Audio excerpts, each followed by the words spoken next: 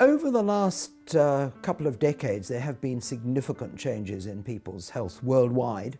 Previously, there were an awful lot of people dying from infectious diseases, from diseases of malnutrition, of undernutrition. Those diseases have not gone away, but what has happened more recently is that so-called non-communicable diseases have been on the increase worldwide. And by non-communicable diseases, I'm referring to obesity, diabetes, heart disease, and some cancers, all of which are very closely linked to people's lifestyles. We're actually at the stage now where there are more of our New Zealand or our Kiwi adults that are overweight than in a healthy weight range. So 2/3 of our adult population is overweight or obese. And the stats are just as alarming for our children, and these rates are only growing, so increasing year by year, which is scary. Unfortunately, the Pasifika population are overly represented in our poorer health statistics. Almost, I think it's 66, so 2/3 of Pacific adults are obese, and 30% of the children, which is 2 to 3 times higher than non-Pasifika ethnicities in New Zealand.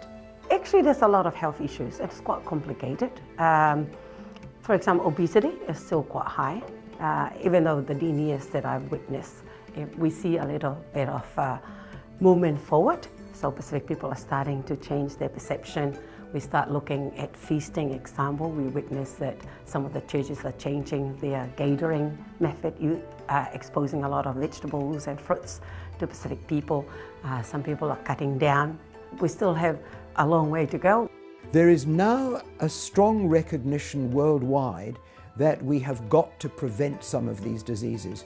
We can't simply go on treating them when they occur, because they're increasing and health services around the world are unable to continue to provide appropriate health care.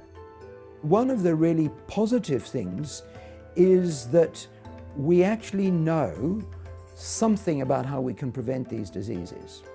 The difficulty is that actually preventing them isn't easy, because people need to make changes to their lifestyle, because many of these diseases are very strongly related to lifestyle. Project Activate, it was a week-long program. It's science-based. It ran during the school holidays and coincided with the New Zealand International Science Festival held in Dunedin. The idea behind it was getting children out of the classroom and really hands-on, doing experiments and learning how their body responds to exercise and what's in the different foods that they eat. Sugar's 7.7. Across the week there were a lot of different activities. We had a lot of variety, including the School of PE. We went to the Otago Polytechnic, did some cooking workshop as well, and the Food Science Department at Otago University as well. We targeted Project Activate at younger children, and the reason for this is that when you're younger, you are impressionable, setting your habits for a lifetime. So by targeting that age group, we're hopefully getting those healthier habits in from a younger age, so setting them up for good health behaviours. Are we 42 milligrams? The Activate program is very, very good. I find that it lifts the spirit of those families involved, and these are the type of activities that I personally, from my own experience, that needs to happen. It's what I've learned, hands-on type of programs where the whole whānau is working together to learn.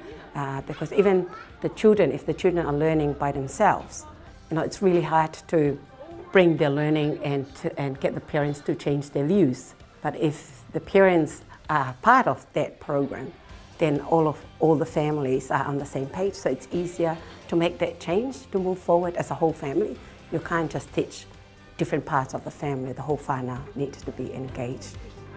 Programs like Project Activate are absolutely critical, because they have the potential in a fun way to persuade children and their families what to do about healthy lifestyles. And it seems to work. But you need committed people.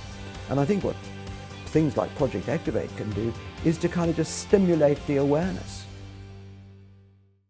My favourite part was cooking, because I haven't cooked it. I don't cook that much at home, so yeah, I like cooking. Yeah. Saturated fats are bad and unsaturated fats are good. Yeah. When I go shopping with my mum to look at the labels and to read which is the healthiest and not. So yeah. About heart rate and healthy eating. How to stay healthy and stuff.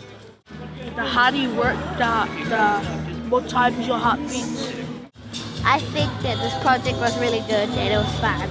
Yeah. I learned heaps from it. Getting ready for the next day, you just gotta eat good food, nice, good, just like fibre, all that stuff. That's why we have healthy food.